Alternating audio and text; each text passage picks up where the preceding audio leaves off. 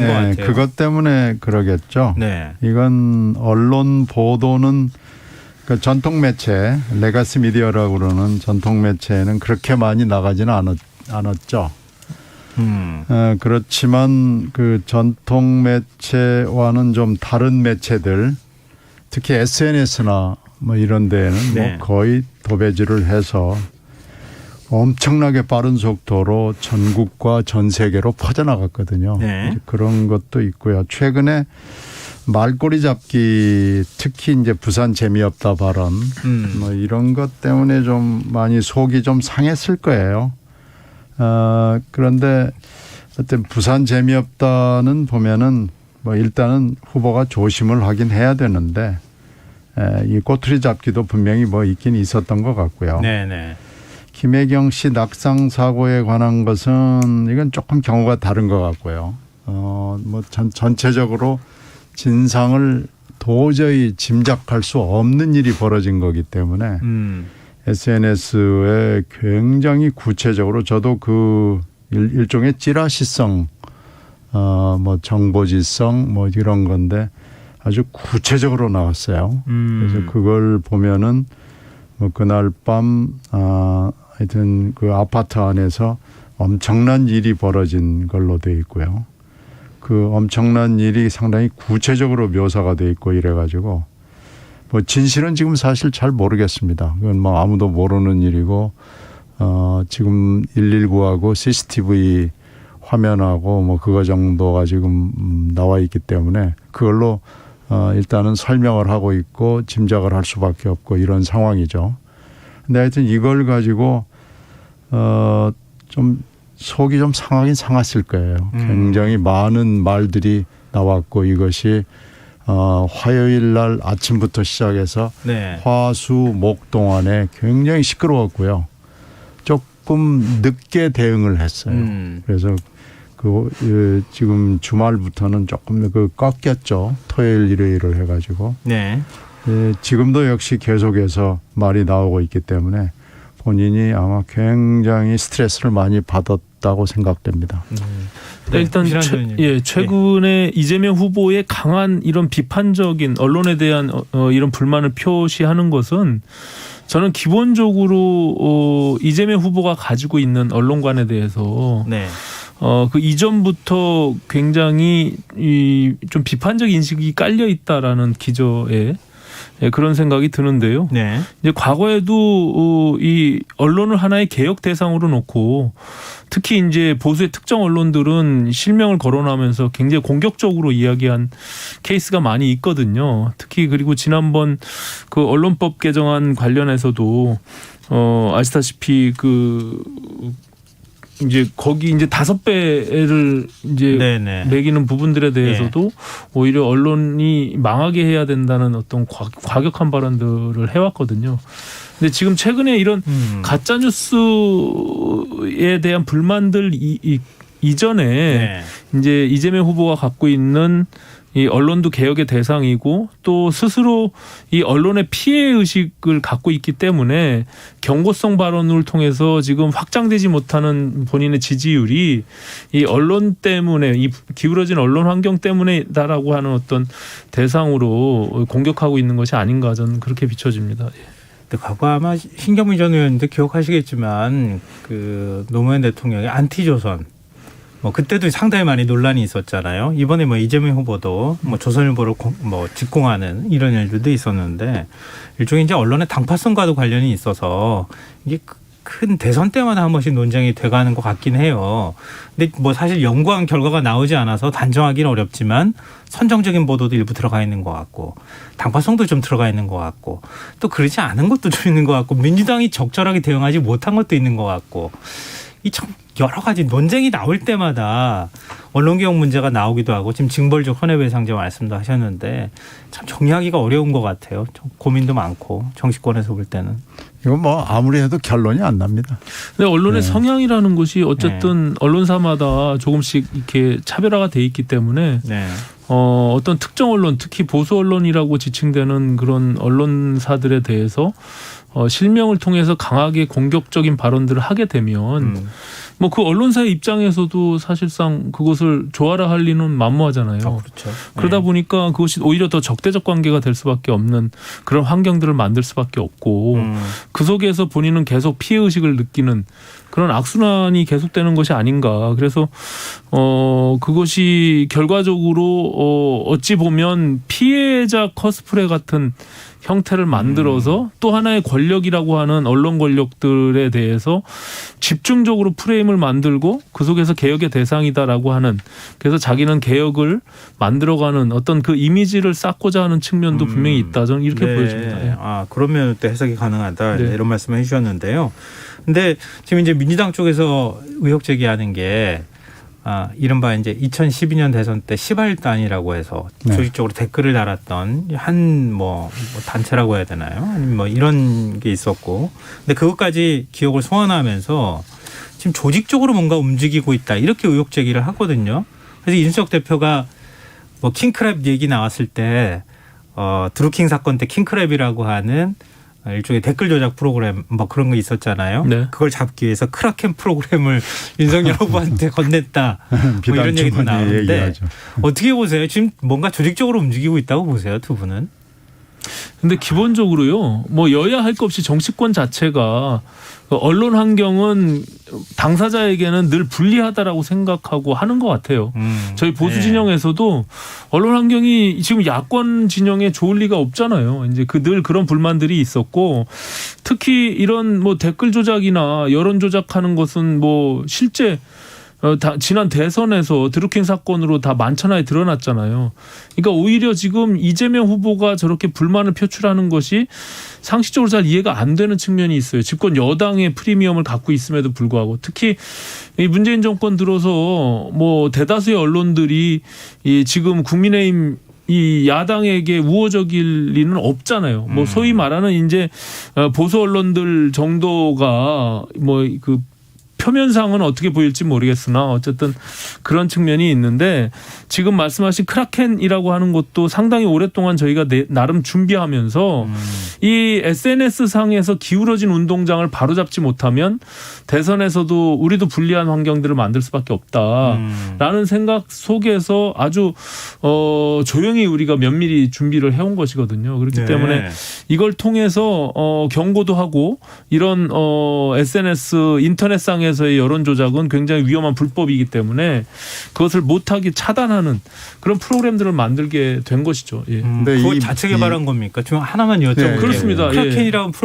프로그램이 이번 처음 얘기 들은 거라서. 예, 저희 당에서 그 디지털 정당위원장을 하고 있는 이영 의원이 주도적으로 그 역할을 하고 이것을 자체적으로 댓글 프로그램이 돌아가면 탁 잡아냅니까? 그게 이제 AI를 통해서 그 아주 반복적인 어떤 댓글 작업들을 이제 골라내고 그걸 분석한 다음에 그다음에 전문 분석관이 그것을 다시 한번 검토하고 문제가 있다 싶으면은 그것을 이제 선관위에 고발하는 그런 프로세스를 만든 거죠. 크라켄을 돌려가지고 이재명 후보 지금 누가 조직적으로 다른지 좀 잡아주면 안 돼요. 이 모든 일의 시작이 뭐 언젠지는 분명치 않습니다만은 2012년 국정원 댓글 사건에서 시작이 됐거든요. 맞습니다. 네. 그때 국정원 댓글 사건을 파헤치다가 보니까 민관이 총동원이 된 거예요. 그래서 이건 도대체 근데 전모는 사실 파악하지 못하고 지금 그 당시에 국정원장을 했던 지금 원 국정원장이 아직도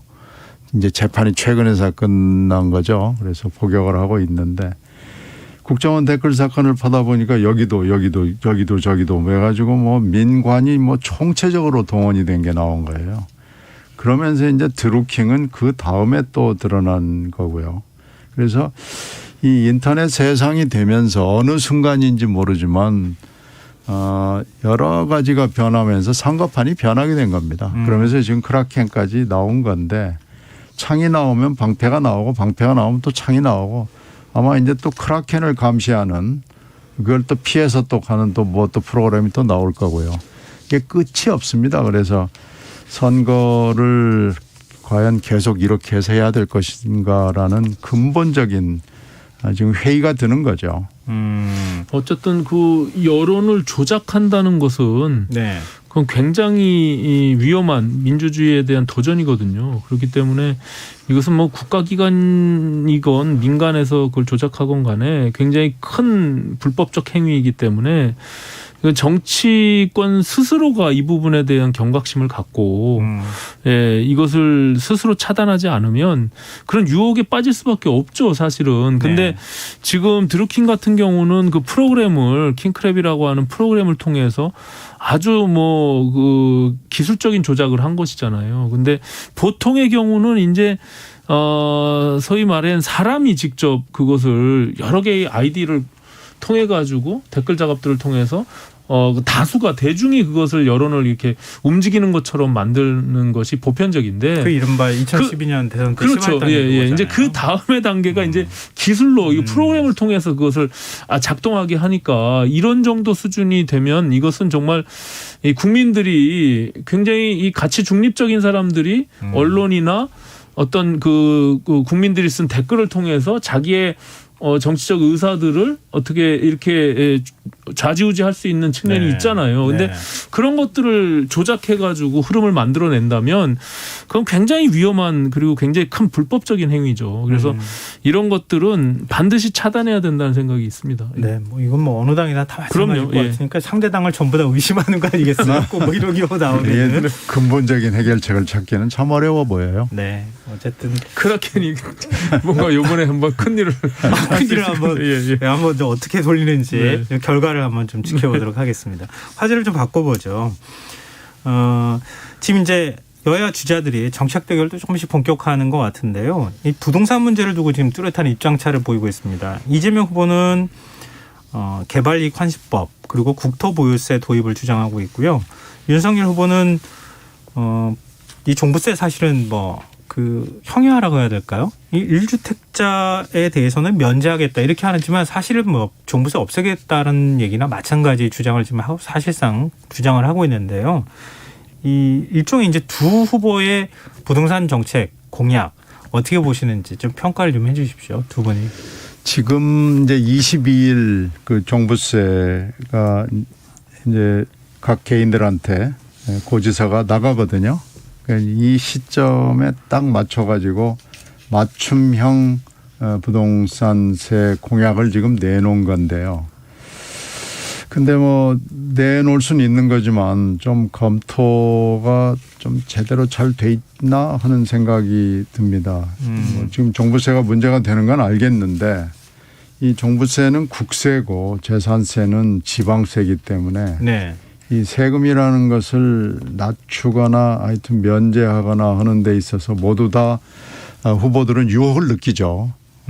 그게 표가 되니까요. 네. 그리고 굉장히 다들 솔깃해해서 듣기 때문에 그건 이해를 되는데 이 세금에 대한 기본적인 것들은 다 이게 법을 바꿔야 되는 문제고 이 세제가 굉장히 복잡하게 돼 있어 가지고 뭘 없애고 뭘 이렇게 통합하고 하겠다는 얘기는 너무 쉽게 하면은요. 이게 결국은 이게 안 됩니다.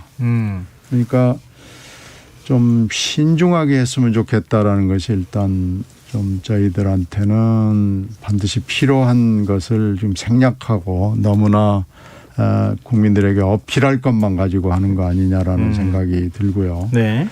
이러다가는 지지층만 겨냥해서 그냥 막 하는 수가 있는데 이거 뒷감당이 안 될 수가 있거든요.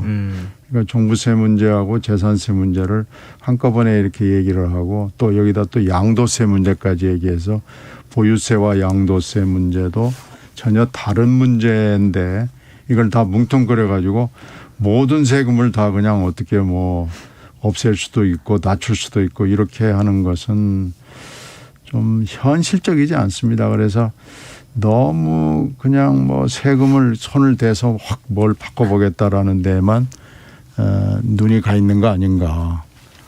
조금은 더 아무리 선거판이긴 하지만 신중하게 했으면 좋겠다라는 생각입니다. 네. 오신환 장님. 지금 뭐 네. 논쟁이 되고 있는 이재명 후보의 국토보유세 신설 그리고 또 개발이 윤석열 많았고. 후보의 종부세 재검토 이 부분은 엄격히 말하면 부동산 정책은 아니죠. 근데 부동산과 연관돼 있는 조세 정책인데요. 그 근본적인 이제 부동산 문제는 아마도 이번 대선에서도 굉장히 중요한 핫 이슈가 될 수밖에 없는 그런 문제가 될 겁니다. 네. 워낙 지금 문재인 정부의 가장 큰 실패된 정책이라고 하면 부동산 정책을 말할 수가 있고요.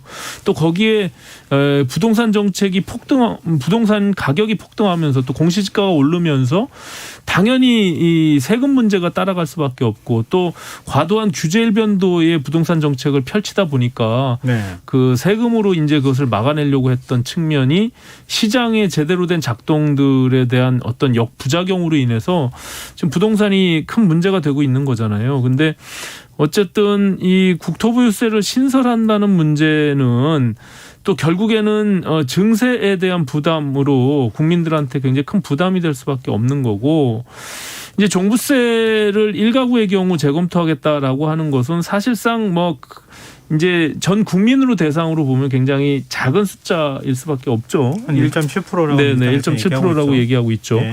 근데 이제 그럼에도 불구하고 국민들이 느끼는 이 조세 저항에 대한 부담들이 있기 때문에 저는 상당히 이 부분도 큰 이슈가 될 수밖에 없다라고 생각을 합니다. 그래서 지금 재산세에 대한 큰 국민적 저항들, 부담들이 결국엔 이번 표심에도 분명히 영향을 미칠 수밖에 없는데 네. 이러한 다양한 세금 정책들이 거기에 이제 시너지가 돼서 국민들이 판단할 때는 이것이 그냥 복합적으로 하나의 어떤 세금 정책, 조세 정책으로 받아들여지기 때문에 이것이 이제 굉장히 표와 직결될 수밖에 없는 그런 공약이 되지 않겠는가 저는 이렇게 보여집니다. 근데 두 분의 말씀이요 굉장히 애매모호하세요.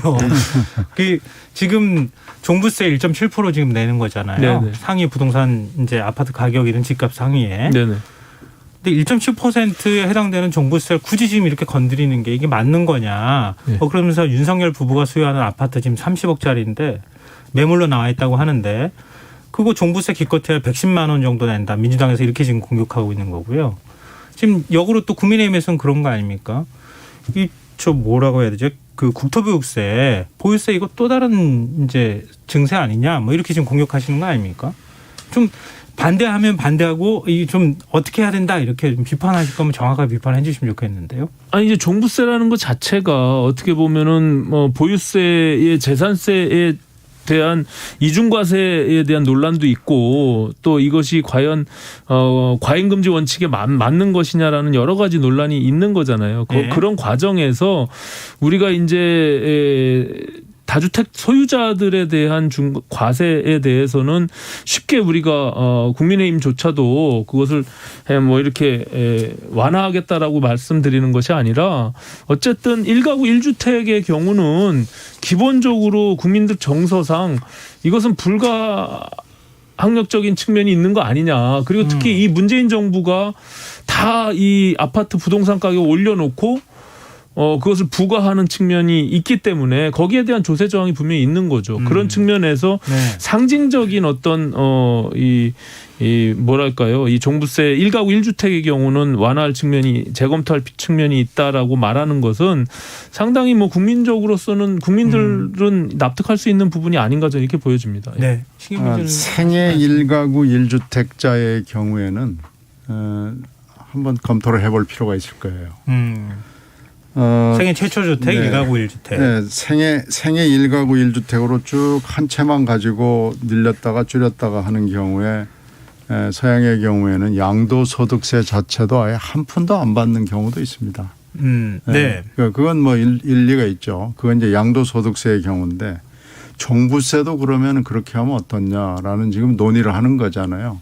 근데 종부세도 어떤 경우에 아주 그 주택 가격이 높은 경우에는 해당이 안 될 수 있지만은 주택 가격이 그렇게 높지 않을 경우에는 생애 1가구 1주택자에 대해서 보유세를 어디까지 해야 되느냐는 거 우리가 한번 논의해 볼 필요가 있지 않냐 하는 생각이 들어요. 근데 이 네. 세금 부과에 대한 부담은 사실 민주당도 가지고 있는 거예요. 양도세 완화 부분도 결국엔 9억 원에서 지금 12억 원으로 논의가 네. 되고 있잖아요.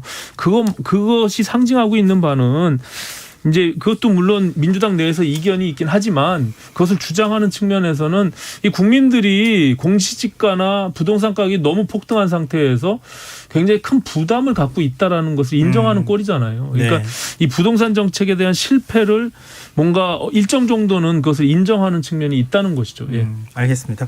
얘기가 좀 생각보다 길어져가지고요.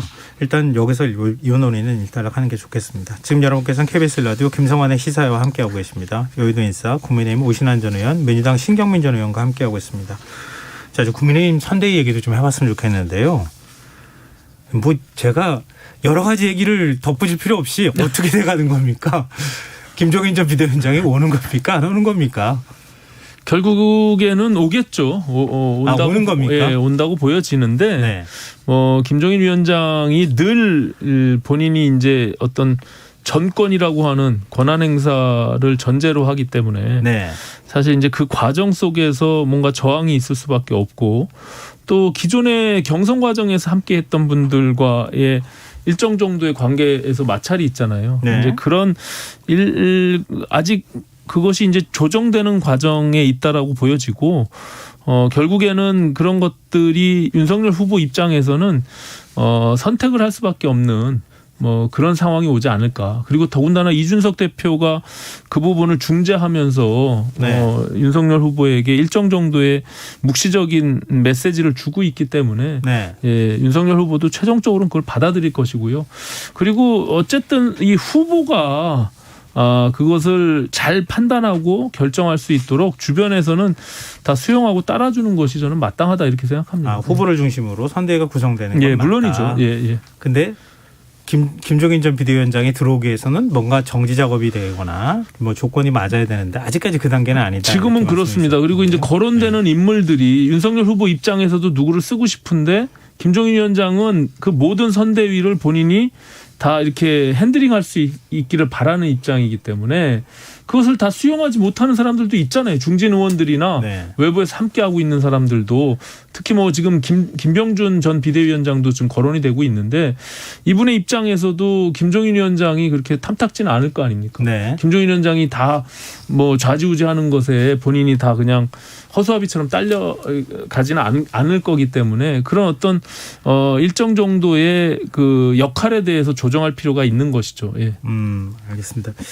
참 할 얘기가 되게 많은데 사실 한교 사무총장 지금 이제 사의를 표명했잖아요. 네. 한교 사무총장도 윤석열 후보 쪽에서 그만두라고 지금 얘기가 들어간 거 아니냐 이런 얘기가 나오고 장제원 의원을 중책에 맡기려고 하는 거 아니냐 이렇게 얘기가 나오는데 그건 맞는 겁니까? 기본적으로 후보가 결정이 되면요. 예. 예, 과거에도 사무총장을 교체해서 네. 한 2주 정도 대선 기획단을 꾸리고 그 이후에 선대위가 출범했거든요. 네. 이제 그런 측면에서 후보는 이제 당의 사무를 모든 것을 총괄하고 있는 산림을 총괄하는 사무총장을 통해서 당을 좀 장악하고 자기 나름대로 편리하게 운영을 하고 싶은 욕심이 있는 거죠. 근데 사실상 이준석 대표의 경우는 지금 본인이 이제 원내 경험도 없고 또 원내의 어떤 본인을 지원하는 화력도 없기 때문에 사무총장마저 그것을 다 내놓게 되면 어떻게 보면 이준석 대표는 허수아비 대표가 될 수밖에 없는 그런 상황이니까 알겠습니다. 약간의 이제 그 조정 과정이 필요한 것 같아요.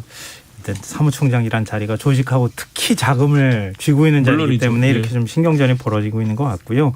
지금 민주당 선대위를 제가 여쭤보고 싶어요. 신경민 네, 전 의원님께는 이재명 후보가 오늘 이 좀 선대위한테 쓴소리 한마디를 했다. 뭐 이렇게 너무 잘 안 움직인다는 취지의 얘기를 했다고 해요. 이 선대위 어떻게 되는 겁니까, 민주당은? 이제 화학적 결합을 해야죠. 지금은 뭐 쭉 이렇게 나열을 해놓은 거 아니겠어요? 뭐 전체 의원들 뭐 또 전직들 뭐 해가지고 쭉 지금 엄청난 규모의 선대위를 꾸려놨는데 이걸 이제 작동하고 또 타 캠프들 그냥 이낙연 캠프, 정세균 캠프 뭐 이런 분들까지 쭉 해서 실무진까지 결합을 하는 지금 과정에 있거든요. 근데 너무 오래 걸리잖아요. 지금 초선 의원들 한 오늘 10명이 네, 원래 너무 이렇게, 비대하다. 네, 원래 이렇게 얘기하잖아요. 이렇게 걸리기도 하고요. 선대위가 돌아가는데 시간이 좀 걸립니다. 뭐 2012년이나 17년 경우에 보면은 이보다 더 훨씬 오래 걸렸고 결국은 선거 끝날 때까지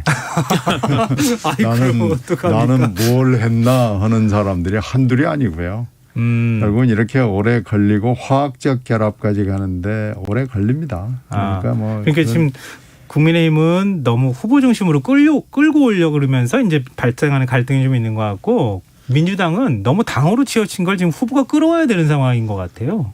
그래도 결국은 후보 중심으로 가게 돼 있습니다. 조만간 그렇게 되고 그리고 이제 선거가 한 4개월 정도 남았거든요. 굉장히 오랜 시간입니다. 이 선거판에서는 한 10번도 세상이 뒤집어질 얘기들이 많이 발생할 수밖에 없기 때문에 이렇게 급하게 서둘 필요는 전혀 없어요. 과거에도 대선 선대위가 뭐 한 2달에서 2달 반 정도 전에 출범했기 때문에 뭐 양당이 다 시간을 갖고 충분히 화합할 수 있는 그런 선대위를 꾸리는 게 많이 바람직할 것 같습니다. 이번 대선이 좀 길어요. 예, 다른 경우에 보면 다른 때하고 굉장히 길다는 특징이 있어서 여러 가지 없던 일들이 생기는 것으로 보입니다. 네, 오늘 여의도 인사 여기서 마무리하겠습니다. 민주당 신경민 전 의원, 국민의힘 오신환 전 의원이었습니다. 고맙습니다. 네, 감사합니다. 고맙습니다. 김성환의 시사 1부 순서는 여기서 마무리하겠습니다. 저는 11시 정각 2부에 다시 오겠습니다.